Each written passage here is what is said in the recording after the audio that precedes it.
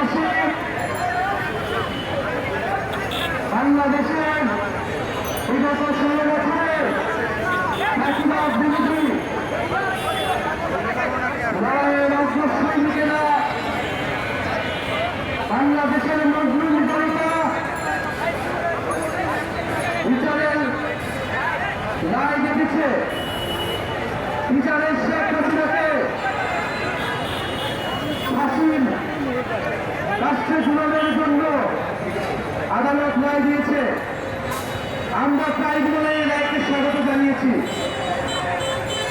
কিন্তু আমরা আজকে রাজপথে নেমেছি যে এই রায় যাতে অবিলম্বে অতি দ্রুততম সহিত কার্যকর করা হয়, কারণ রায় কার্যকরের মধ্য দিয়ে বাংলাদেশের মানুষ ইনসাফ পাবে।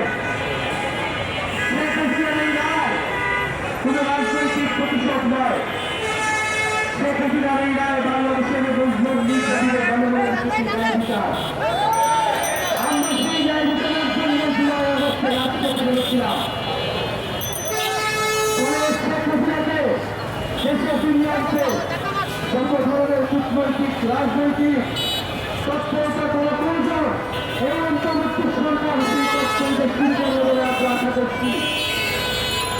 আমরা দেখতে পাচ্ছি নির্বাচনকে সামনে রেখে রাজনৈতিক দলগুলো নানাভাবে তৎপরতা শুরু হয়েছে। আমরা আহ্বান জানাবো বাংলাদেশের মানুষের কাছে